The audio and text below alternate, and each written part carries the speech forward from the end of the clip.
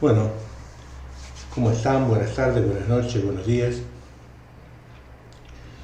Para aquellos que no me conocen, yo soy Jorge Amaya, soy militante peronista de hace un montón de años, porque tengo unos cuantos, y en principio agradezco la invitación de María Laura para participar en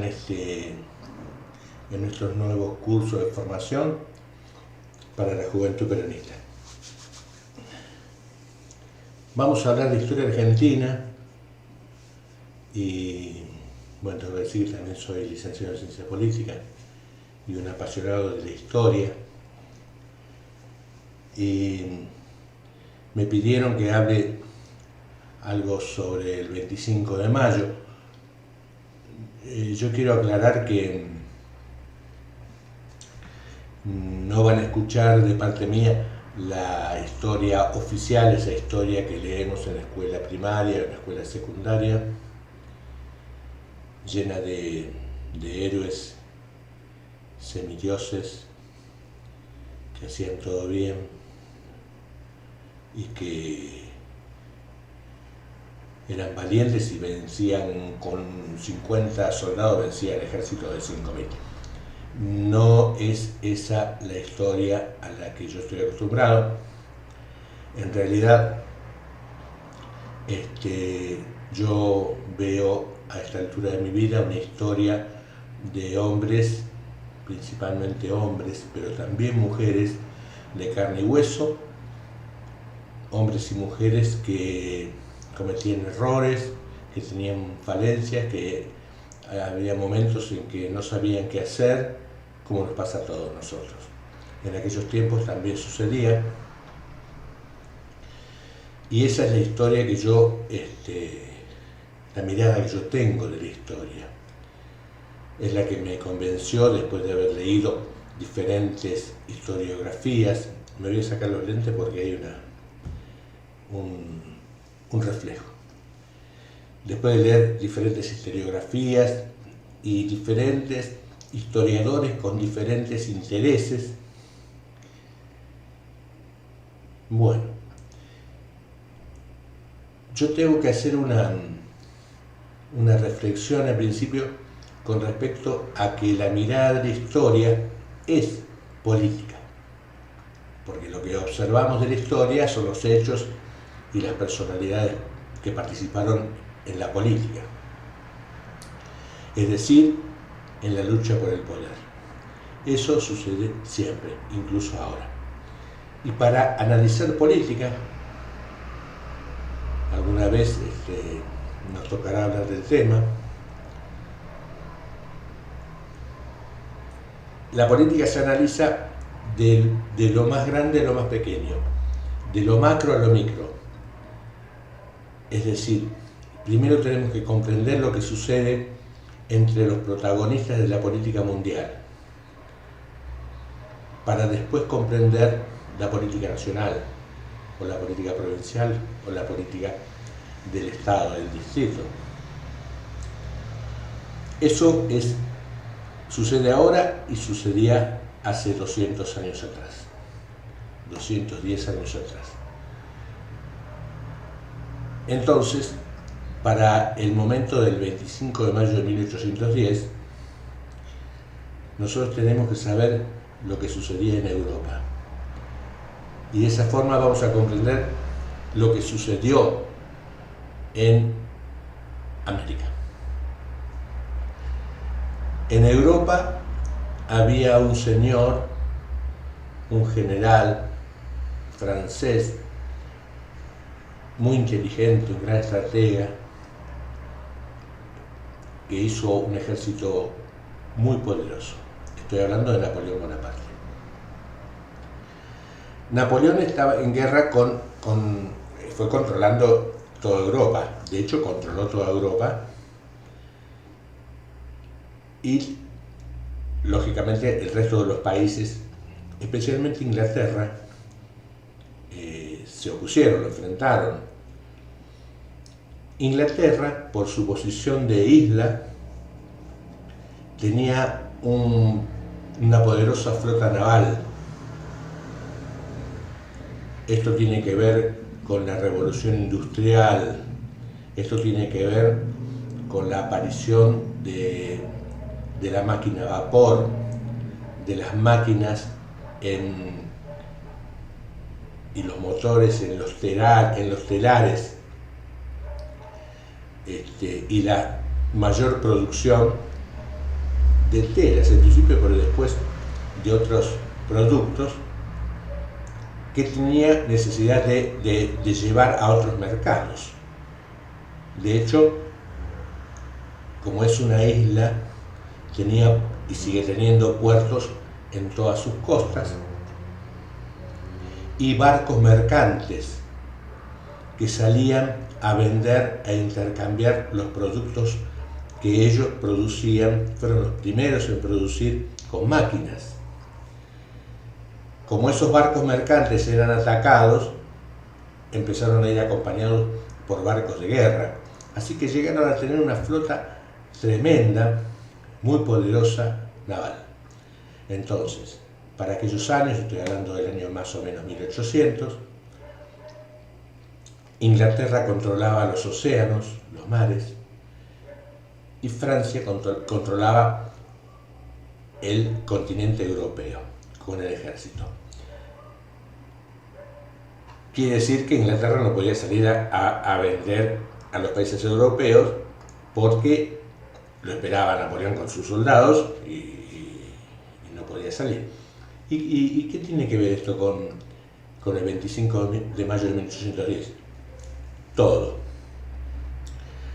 Porque esa obligación que tenía, esa necesidad que tenía Inglaterra de buscar nuevos mercados, los lleva a buscarlos en cualquier lado. Tenía muchos barcos, andaban por todo el mundo. Así llegan las invasiones inglesas de 1806 y 1807, que lo que buscaban era eso, instalarse con sus productos. En la escuela primaria, la historia oficial dice que venían a buscar nuevos mercados, pero no explican muy bien por qué. Pero esa era la necesidad. El asunto es que por qué llegan en 1806, la primera invasión inglesa, porque se sabe, bueno, los españoles habían tenido un acuerdo con los franceses e hicieron lo que se llamó la Armada Invencible. Juntaron todas sus fuerzas,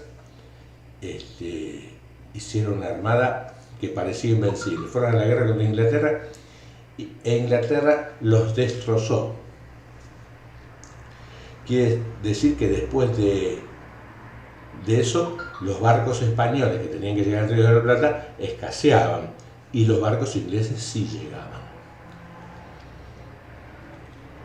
Se sabía que el virrey era Cisneros en Buenos Aires. Se sabía que habían hecho una recaudación muy importante, había más de 1 millón de monedas de oro en Buenos Aires. Y los ingleses, ustedes saben que siempre anduvieron en la búsqueda. Es por eso que llega Belfort al Río de la Plata e invade el Río de la Plata. De hecho, les cuento algo de lo que sucedió con ese tesoro, pero en realidad no se cuenta mucho en la historia argentina porque es algo que no nos deja bien parados. Cisneros, cuando llegan los ingleses, toman el fuerte de Buenos Aires, que es donde ahora está la Casa de Gobierno, se raja, se va con pretensiones de ir para el lado de Córdoba. Se va con algunos soldados, acompañantes y un par de carretas repletas de oro, porque se lo lleva el oro. 7 carretas llenas de oro. Lo persiguen los ingleses porque lo que estaban buscando era eso. La realidad era que había una necesidad estaban vendiendo por ese dinero. Y los mercados. Lo agarran, lo primero que hacen es agarrar las 7 carretas con oro, se las llevan al puerto, ahí estaba un barco esperándolos, esos barcos que abundaban, suben el oro y se lo llevan a Londres. Después quedan controlando el fuerte, quedan negociaciones, que esto, que lo otro, que declaramos la independencia, que no, que somos dependientes de Inglaterra, que no, porque preferimos a los españoles, que no sabemos qué pasa con los franceses, pero las monedas se van para allá. De hecho, hay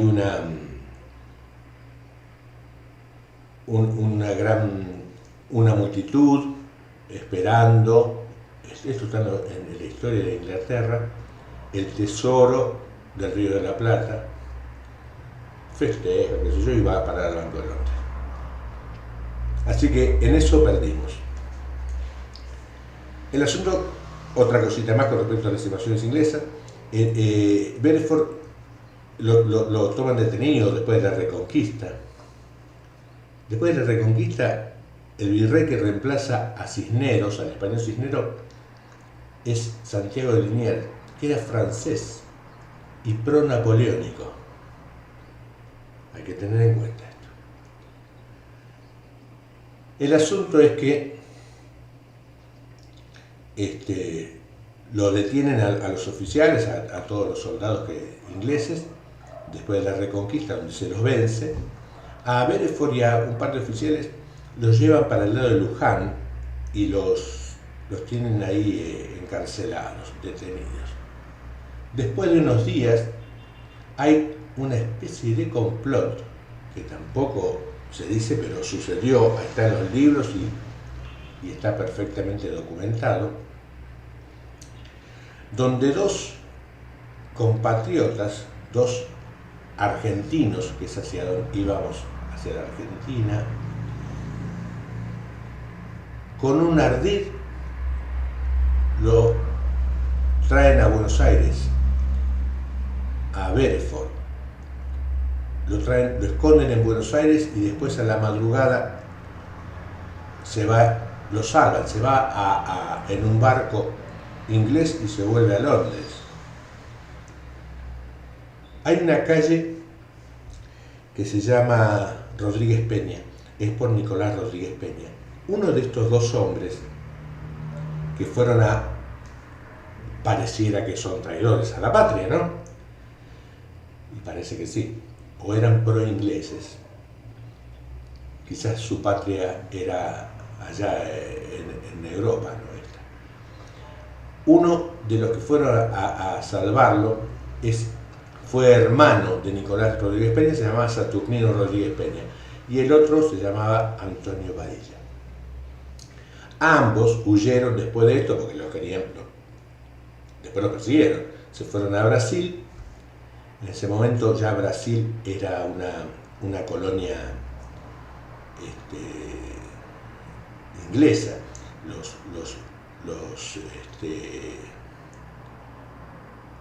Portuguesa, que eran socios de los ingleses. Y bueno, le dieron una pensión vitalicia a ambos. Algo sucedió. Yo lo que quiero hacer hincapié es en la puja de poderes que había entre las potencias de ese momento.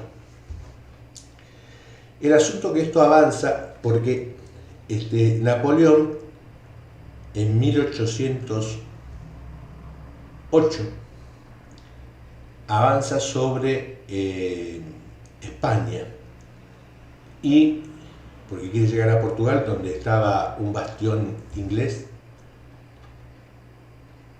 y se desencadena, los españoles reacciones y se desencadena la guerra de independencia de España. Los españoles tratan de echar a los franceses. Francia mandaba Napoleón Bonaparte y lo pone como rey a José Bonaparte, a su hermano, en España. El asunto que con esta guerra civil que hay en España, más o menos cada 3 meses llegaba un barco con noticias al Río de la Plata de lo que sucedía en el continente europeo y traía los periódicos, la información.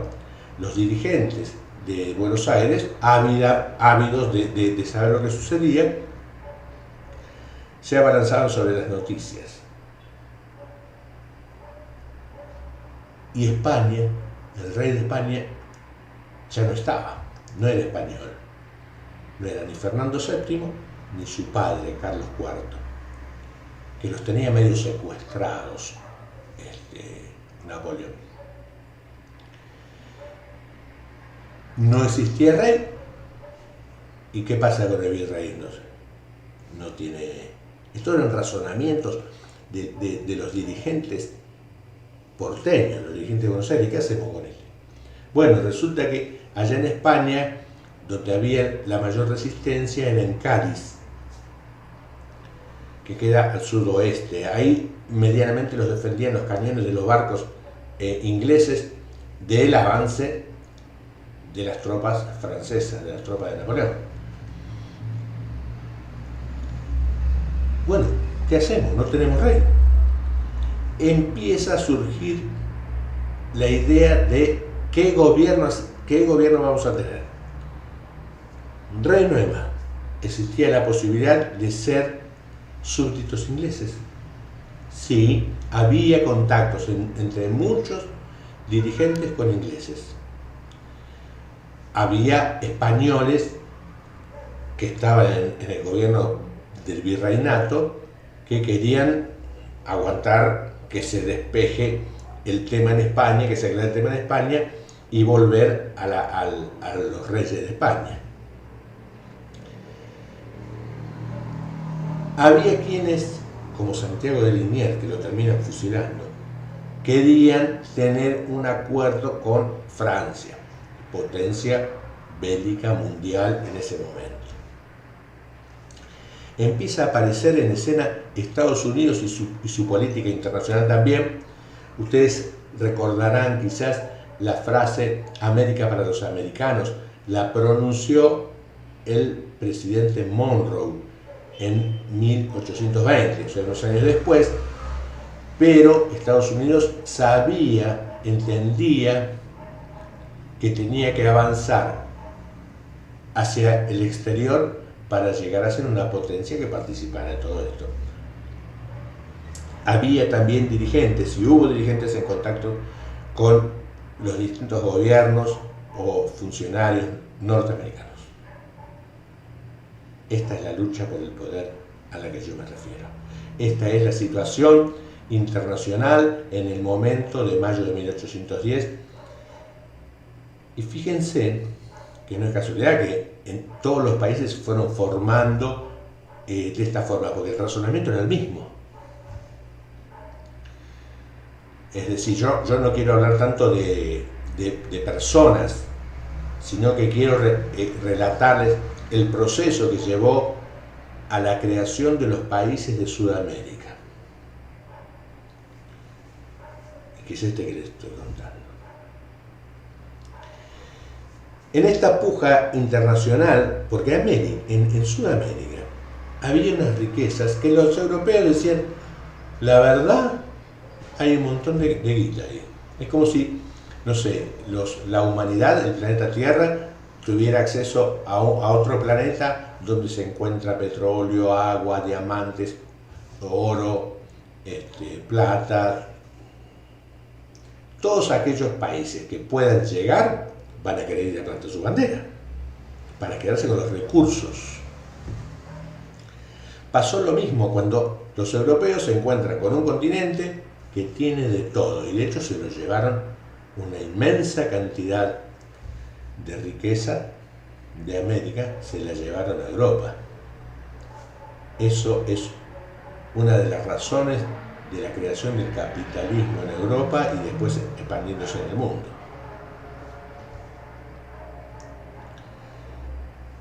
Fíjense, a partir de ese momento empiezan a formarse esta puja entre los países poderosos, sigue durante muchos años, con el objetivo de quedarse con los recursos naturales, con dominar políticamente y quedarse con los recursos naturales. Por supuesto, existía la idea no solamente de crear una colonia, tanto España, que España quería mantener a Hispanoamérica de su lado. Francia sufre la derrota en 1815 de Napoleón a manos de los ingleses, o sea que Francia después queda apartada de esto.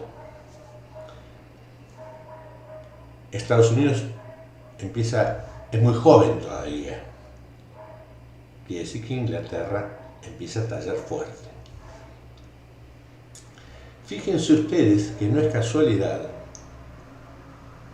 y voy a decir Hispanoamérica porque de México hasta Ushuaia hay un solo país que no es español, digamos que es Brasil, porque Brasil tiene que ver con Portugal, que era socio de Inglaterra. Ahí es otro tema, así que lo vamos a dejar por afuera, en principio. El resto de los países tendríamos que haber sido una sola nación.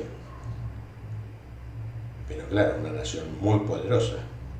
Ya era poderosa Hispanoamérica, pero si se hubiera mantenido, al día de hoy hubiera sido imbatible quizás. Así que fíjense que Centroamérica y Sudamérica fue diseñada en una cantidad de países ilimitada. No sé la cantidad de países que hay, pero son muchos. Algunos casi inviables, algunos tan pequeñitos y tan pobres que casi no se pueden mantener. El virreinato del Río de la Plata, había 3 virreinatos en el momento que éramos colonia española. El virreinato del Río de la Plata, el virreinato del Perú y el virreinato de Nueva Granada en México. De lo que fue el virreinato del Río de la Plata, que por lo menos tendría que haber sido una sola nación. No. Se hizo Argentina, se hizo Chile, se hizo Bolivia, se hizo Paraguay y se hizo Uruguay. En todos ellos tuvo incidencia la estrategia inglesa. Con los otros virreinatos pasó algo similar. El único que se mantuvo entero fue Brasil, por lo que les decía antes, que es otra historia la de Brasil. En realidad, esta explicación, este resumen que les hago, porque tampoco puedo abusar del tiempo, creo que la idea es que yo voy a enviar este video y después en algún momento nos vamos a reunir vía Zoom, y ahí conversaremos un poco más. Pero a partir de aquel momento, y ya con la existencia de los países medianamente formados, a pesar de que los límites no estuvieron claros, lo que produjo guerra entre países que debían haber sido la misma nación, fomentada desde el exterior, porque las guerras que hubo entre los países sudamericanos y centroamericanos fueron a instancias de ingleses y norteamericanos, principalmente. Porque España también fue derrotada, así que España quedó detrás, quedó relegada. Y además ellos nos hacían los préstamos para los gastos de guerra y nos vendían las armas. Fíjense qué triste lo que es. Y es la historia de los países americanos, de los países latinoamericanos, hispanoamericanos, como quieran decirlo. Es una historia que no nos llena de orgullo, a pesar de que hubo gente muy valiente, hubo muchos actos heroicos, como sucede en las guerras. Hubo gente que no sabía qué hacer o pensaba que lo mejor era tener un vínculo directo con países poderosos. Es el día de hoy, fíjense que hay una lucha entre Estados Unidos y China, hoy en día, y los países también, ¿de qué lado me pongo? ¿Cómo viene la mano? ¿Cae la economía en Estados Unidos? China son más solidarios. bueno, y hay otros actores, en el día de hoy hay otros actores, como por ejemplo Google o Rusia, o la poderosa corporación de Mark Zuckerberg, que es Facebook y todo eso. Ustedes saben que se pelean por llegar a los países con el 5G. Bueno, esas son las cosas que hay que analizar al día de hoy para comprender lo que sucede en las relaciones internacionales. Bueno, en aquel tiempo pasaba esto que les estaba relatando. Disculpen porque yo vivo sobre una avenida y a pesar de la cuarentena pasan coches y ambulancias. El asunto que después de la creación de los países, todos tuvieron procesos similares. Hubo una revolución donde se sacaron de encima el yugo español, después declararon la independencia, todos los países. Los límites no quedaron claros, como yo les decía, los límites geográficos, las fronteras no quedaban claros, lo que produjo guerras entre la nación hispanoamericana, y siempre el pie inglés. Hubo gobiernos, me pidieron dos cosas, que hable del 25 de mayo de 1810, y después creo que voy a grabar otro video con respecto a la historia argentina antes y después de Perón. Pero es importante que conozcamos el porqué desde la creación de la nación argentina hasta 1945, salvo aquel periodo donde Juan Manuel de Rosas estuvo en el gobierno y marcó alguna posición nacional de defensa de la nacionalidad, no hubo resistencia al poder inglés. Perón mismo lo dijo, éramos una semicolonia, o sea, no estábamos instalados, no teníamos un gobierno inglés, pero nos controlaban financieramente con los préstamos, con bancos ingleses, la mercadería que salía, los productos que salían de la región viajaban en barcos ingleses, o sea, los fletes eran ingleses, los seguros, porque los barcos llevan una riqueza y siempre estuvieron asegurados, el día de hoy también, los seguros eran ingleses, y las empresas las empezaron a poner los ingleses también. Esto sucedió en toda Hispanoamérica. Tenemos estudiosos como Scalabrini Ortiz, por ejemplo, que estudió minuciosamente el poder económico de Gran Bretaña en el Río de la Plata. Estudió la situación de la construcción de los trenes. Esto muy, muy por arriba les digo. Los trenes, las vías férreas, fueron construidas por ingleses.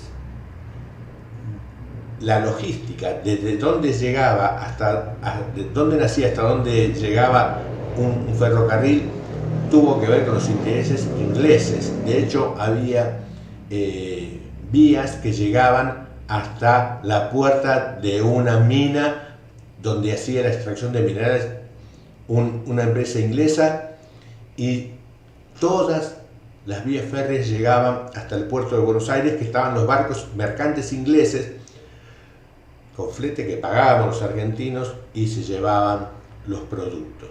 Esto sucedió durante muchos años. Cuando llega esto voy muy rápido, porque esto es economía política en realidad. Los estudiosos del movimiento nacional y popular han visto, han estudiado, esto está muy, muy estudiado, es sabido, que no llegue a las escuelas y la historia oficial sea otra, tiene que ver con muchos gobiernos pro ingleses.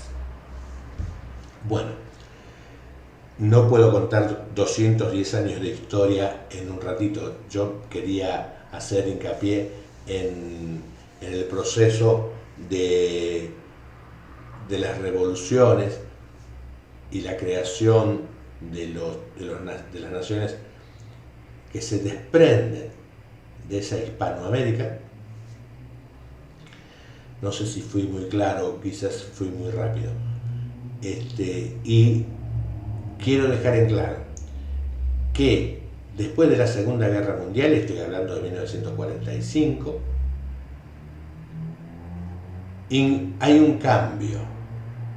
Hay un cambio porque Inglaterra queda muy desgastada por la guerra. Y aparece el